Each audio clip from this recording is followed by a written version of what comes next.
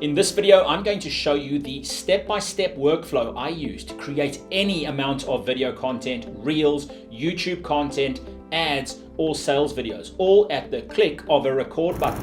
My name is Alan and I have a legal business that I run all the ads, videos, and media for, and I also help clients from around the world build a rock star outsourced team of VAs to create exceptional results and profits in their business. One of the major things I outsource is the editing of all my video content, and this is the process I use to create it all. Step one, I have a recording environment that is always ready to go in 30 seconds. I come into my studio, turn on all the lights, and turn on the camera, and I'm ready to record. I'll show you more about that in a second. Step two, I use one-click simple recording software tools to make sure everything is captured and recorded effortlessly.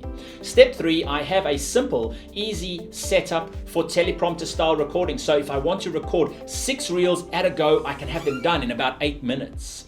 I'm going to show you the exact process I use. Step four, I use a great simple tool like Frame.io to share this with my VAs, and I make sure they understand what success looks like. And then step five, I rinse and repeat and look at the data, and I do more of what is working. So you know how I came up about this whole process of how I like to record like this is pretty simple. You probably have heard about the 7-11-4 rule. The 7-11-4 rule basically says that for someone to do business with you or to engage with you or to come into your world or get to know you and like you, they're going to have to spend about 7 hours of time with you, absorbing you in your content and your media or your podcasts, and that's going to have to happen over around 11 different touch points or interactions, should I say, and it's going to have happened over about 4 different platforms. So that could be YouTube, could be Instagram, Facebook, LinkedIn, wherever, or listening to you on a podcast. So that's the 7-11-4 rule, and it's really popular for content creators to be talking about the 7-11-4 rule on YouTube, and you may have seen it mentioned in thumbnails to grab people's attention, but it really is true, and I like to call it the podcast effect. It's like if you follow a particular podcaster and you've watched a lot of their content and you were to bump into them, you'd probably know a lot about that person, and if you started talking to them about all the things that you know about them after having listened to them talk about the things so much, they would think, if they didn't know that they were podcasters, they think you're an absolute freak. How did you know so much about them? Like you were stalking them.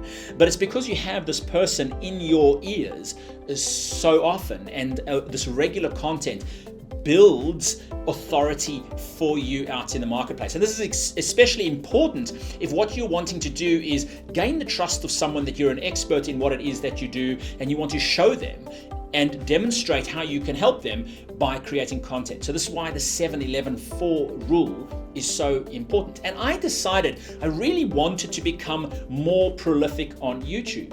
And to become more prolific on YouTube, I needed to obviously be able to create content very, very easily and seamlessly, and I didn't want it to be a headache. You know, one of the things that I found was that every time I thought about doing a YouTube video, I'd go, oh man, I'm gonna have to unpack cameras and I'm gonna have to put the lighting together, and I would get into the sweats and I'd worry, and then on top of that, I'd worry about the type of content that I would shoot and how I was going to script it. I didn't have a teleprompter, and I'd have to try and remember what it is that I want to say, and that stress built up in me, and it would just derail everything, and it would be the last thing on my mind. Every time I thought about having to create YouTube content or any content for that matter, this fear would come and start creeping in from the back of my head, and I'd talk myself out of it, and I'd blame all sorts of reasons, and it would just the procrastination would set in. What ended up happening? No content. And so I decided I wanted a really easy way to do this. If it was like push button simple for me to just be able to come create content, then I knew I would be more prolific, and I knew that I would create so much more. Now, I needed content for a lot of different things. I needed content for advertising, organic content. I needed content for courses I create. I needed content for my team. I wanted to produce content for my team so I could show them what we needed to happen in our business. I'm part of a legal business, and I run all of the operations of the legal business and the marketing side of it. I'm like the COO of that business. And so I also needed to create content for that. But I wanted it, because our team is quite big, I wanted that content to be quite professional. professional, and I also just wanted to be able to come and turn on cameras and start and show them my screen and record things, and I knew I needed this setup. I needed all of this for a number of different reasons, and I needed a simple, easy touch button, press button record type setup that I knew was just going to be that simple. And that's why I am showing you what it is that I have today, because if you build something similar to this, then you are going to be able to create content as prolifically as I do. Now, given it's not easy, and I know you would need some form of equipment and you'd need a space to do this in, but if you want to do it and you want to be prolific at creating content and you don't want the headache of unpacking all of your equipment to be the bottleneck in this process, then here is what I would suggest you do. So now we go to step 1 of the process. And like I said to you, I wanted to show you what it is that I have in 30 seconds. I can walk into this room and I'm showing you here. This is basically my setup. I open the door and I walk in and I start turning on some lights. It's as simple as that. I have the lights there and there. They can turn around because I've got a green screen behind me actually that is painted onto the wall. So I can turn that around and I can be doing green screen recordings as well. I've turned on the camera. I walk around. I turn on these lights behind me that create this bit of an effect. I've got this podcast studio type look behind me. Now you can see how absolutely terrible it looks when you see the other side. You know, you come in here and you see that all of the bits and pieces that I've got in here, and it's messy and all of that, and I'm a real ADHD sufferer, so I've got everything, but I know what works for me. And when I turn that camera on and this is all you see, or this and my screen is all you see, it's as simple as what I just did there now. I came in, I turned everything on, and I got ready to go. Which then brings me to step number 2, is I use simple software that makes this incredibly easy for me to do. So the first software that I use is Riverside FM. So I'm recording with Riverside at the moment because Riverside then allows me to record my various screens. So when I want to show things to you, like I am going to show to you in a second, I want to use Riverside FM for that. I also use Ecamm Live. Ecamm Live records directly onto my desktop, onto my Mac. It's a Mac program only. So if you don't run on Mac, you're going to have to use OBS, which is a good other solution. They're pretty much the same. I'm in the Ecamm stable. I love everything that Ecamm does. It's one of the best platforms out there for literally press button simple recording. But the beauty about Ecamm is you can create scenes. So you can drop yourself down into a little bubble and you can just be sharing your screen and showing people things on your screen and demonstrating what it is you're doing. You can have that in a separate window and it can all be changed just at the click of a keyboard click. You can press a down arrow, you can go to another scene, and then you can create another scene and another scene. So it's beautifully simple like that. So I like to use those 2 tools because Ecamm, for instance, would be great at recording some material like what I've got on my screen over here at the moment, which is one of my courses. So I use Ecamm to record all of this course material. So there I am now, and this was done on Ecamm. And so somewhere along the line, as I'm going through, I'm probably going to demonstrate my screen, like is happening there now. So this is done on Ecamm, and you can see this is a scene, and here I'm demonstrating and I'm showing the people what they're going to learn. I'm demonstrating it obviously in the video, but I used Ecamm to record that. So if I'm wanting to record tuition or any courses, Ecamm is the tool that I'd use. If I'm wanting to record YouTube videos and I'm going to record my screen, then I use Riverside FM for that. And so those are the 2 tools. So I've come in and I've turned on my camera behind the teleprompter that I'm looking into now. So my DSLR camera, I use an EOS R6 for that. And that plugs into my desktop system and it just connects natively to Ecamm Live. It will more or less do the same thing on OBS if you're using a PC setup. And then I have a virtual cam. So this is now a virtual cam that I'm using through Ecamm Live. That's another beautiful thing about Ecamm Live, is that you set it up as your virtual cam. And that virtual cam works through Riverside FM as well. So my virtual camera is what I'm recording on now through Ecamm on Riverside FM. So I get a really nice picture, a bit of depth of field, and that's all done by coming in, opening Riverside FM and hitting record. That's the beauty about having these 2 softwares that I can use to record with. So then we get to step number 3, and that is my Elgato prompter, which I am looking into right now. Now I want to show you something that is really exceptional. I go to a project that I set up on Claude AI and I say I need a new reel, and I hit return, and in that particular project, in my Assistant Accelerator project, Assistant Accelerator is a product that I sell to help people find a perfect VA out in the Philippines or wherever they want. I set it up as a project, and I also set the project to run me a whole bunch of different reels. I built out pillar content and sub niches in the pillar content, and you can see it's got a content tracker built in, and it is coming from the pillar of communication and management excellence with the subtopic of accountability systems. Hook type is direct promise.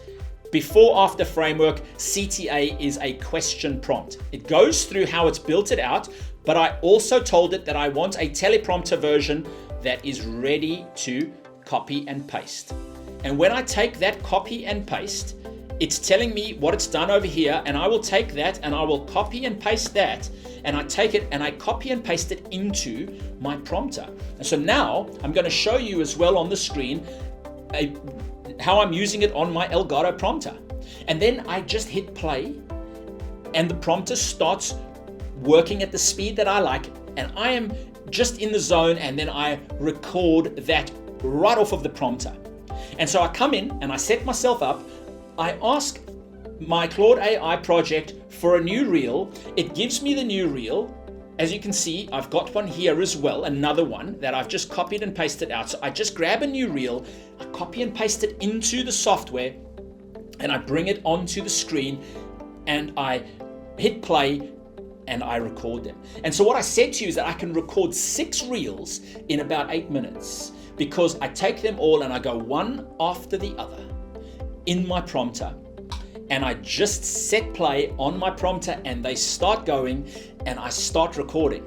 Now if I fluff my lines, I pause and I just go back to where I fluffed my lines. My video editor knows all of this. I take the exact script word for word and I put it into our shared project in Asana, and I let him know that the scripts are all there. I drop the recording straight from Ecamm Live or Riverside FM, and I drop that into Frame.io, which I'm going to show you in a second. And he grabs it from there and he goes to look at the scripts and he makes sure that he edits them word for word and that the captions are all perfect and the spelling is all perfect. And I end up with, in almost every single case, a 1.5 minute reel, perfectly done. And that's why in a little bit over 8 minutes, maybe it's going to be 9 if I do my maths correctly for 6 of them. In 9 minutes, I can end up with 6 recordings that will give me 6 reels overnight. My editor will bring those reels back for me in the style that we've discussed how we like them, and I end up with these perfect reels that I can then take and just upload to my Instagram, and I can be prolific. I can get 6, 8, 10 reels out in a week. I can get 20 reels out in a week using this system. So that is one of the beautiful ideas around using a prompter. The other thing that's beautiful about a prompter is you can have part of it scripted. So I have a project for YouTube. I have a YouTube project on ChatGPT and on Claude AI, and I will go in and I will drop a script idea into my project, and sometimes I'll even record myself just talking over a Loom video. I'll take the transcript and I'll drop it into my project on YouTube, and either Claude AI or ChatGPT will give me a framework. And then some of it will be word for word scripting, very much like the beginning of this video where I scripted it word for word because I wanted to get out exactly what I wanted to say in a perfect fashion. Thereafter, I could work through bullet points, and then the bullet points are on my prompter and I can just read the bullet points and I can elaborate on them. So that's why a prompter is such a perfect piece of equipment. Now, the other beautiful thing about a prompter and having a setup like Ecamm Live or OBS and using a virtual camera is that if you want to have a meeting, a consult meeting with someone, a sales call with someone, or you're just generally getting onto a podcast, you can look directly into the camera and make eye contact with people because you're looking into the teleprompter. But the teleprompter, you can grab the screen of the Zoom call or the Google Meet and drop it on the prompter. And so you're looking at the person rather than off at another screen, and you're making eye contact with them. So it's a really useful tool for doing great consult calls. You look professional, you've got a beautiful looking camera with some depth of field, and everything is nicely set up, ready to go. So you come in and you turn it on, you turn on Ecamm Live, and then you go onto your Google Meet call and you select your virtual camera or Zoom, and there you are. And you're looking perfect. So that's why I like to use this setup the way it is. Now, the other thing that I really like about using Frame, and I'll just show you very quickly, is you may want to show someone a screen like this where I have a pen display in front of me and I want to give someone a demonstration. And I'm not writing very nicely because I'm not set up in demonstrations here. And I want to maybe go and select a different color. And I will go and let's say green, and I will green bubble here, and I might want to put this around there, and then we would draw an arrow and we would say more content here, and my chair's squeaking, and I must put some oil on that, and you'd put that there. Or you might want to show someone how the beauty of a sales funnel process, and you're saying the leads will come in the top over here, and then I just want to scroll up and I will say that they're going to come in here, and I'm wanting to demonstrate to someone how I'm going to put together my funnel, and I'm saying to them the form is going to go here and the headline is up here, and then we're building it out over here, and that's going to go from there, and it's going to go to the checkout form, and we're going to have more information here, and from there they're going to go to the upsell page, which is going to have the upsell video in here, and from there they're going to go wherever. And you may want to go through and tell people whatever it is that you want to tell them, and you want to show them a graph or a y-axis, x-axis, and you're showing them what it is that's going to happen, and you might want to change some colors, and you say here's the point where that's going to happen. And so this tool is exceptionally good for just demonstrating things and writing notes for people and using a whiteboard whilst you're demonstrating something. I like to use this if I'm on calls with people and I'm making notes for them, and then we can use the recording and we can go throw it into our community space so that everyone has access to it again, and I can record things on here. Oftentimes I just like to draw, write notes, doodle with things as I'm demonstrating. And in some of the course material that I have, which is, for instance, in the Assistant Accelerator course, at times I might have a presentation where I just want to highlight or use a laser pointer, and that's when my pen display is really good. So I have mirrored my pen display onto the screen that I'm using, so it's recording at the same time whilst I'm making notes live at the time using Miro or using any other type of product that I can write on. So these are things to me that are exceptionally handy in my setup because I'm ready to go just at the touch of a button. And then we go on to step number 4, which is Frame.io. So Frame is a beautiful tool that's a plugin for the Adobe Suite, and you can go here and you can take all of the recorded material that you've got from Frame or from Ecamm, grab it and upload it in here, and you can create new folders and keep everything nice and neat, and you name the folder and you put all of the information in here. We're in a folder, Alan Myberg's YouTube channel. I have my business YouTube channels. I have all sorts of things, and I can have people that I'm working with and what it is that I'm doing and projects down in Alan's team, and we can work back through all the folders. So here we've got one from yesterday that came back to me, and so here it is, and I can go through to any point in the edit, and I might get here. You see over here I was using my pen display, and I may want something changed here. I might not want this so wide, and I would then go and say to Michael, my editor, can we please make this box a little bit smaller, and can we move it a little bit to that side over there, and can we please do a headline, and can we put the headline text over here, and I can tell him that I want X, Y, and Z in here. Okay, and then I can also say leave a note here for the editor. Okay, and then I hit send, and when I hit send, the note goes there for the editor, and he will see those bits and pieces on there that I've written up there, and then he can go in and he can make those changes. And then he can bring back the next revision to me and mark it revision 1, revision 2, revision 3, until we get the final output that we want, and we end up with the video. This is perfect for Reels, it's perfect for advertising, it's perfect for tuition or course material. Everything can be done in different folders in Frame, and then you have it all there living beautifully, always have access to it. And so that there is the perfect setup that I would have for checking the quality of the work and the edit as it comes in.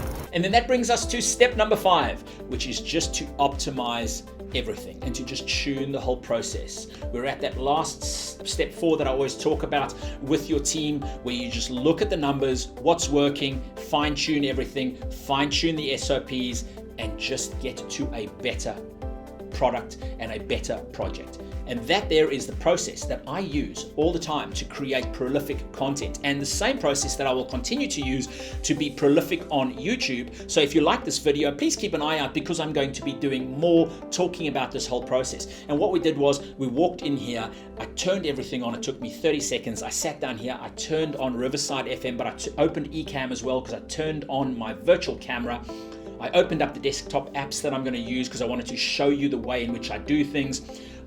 I recorded a reel, I took a script, I put everything onto my Elgato prompter because I wanted to record the intro to this video perfectly, but I also wanted to show you one of my reels, which is in the video that you saw in the B-roll, and that's on my Elgato prompter. I set all of that up, I hit record on Riverside because I recorded this on Riverside. I've recorded this whole video, all the bad takes and everything. I uploaded this into Frame, which is the tool that I use all the time and that I've just shown you there now. That's gone into Frame, and I will let Michael know about this on Asana, where we manage all of our projects.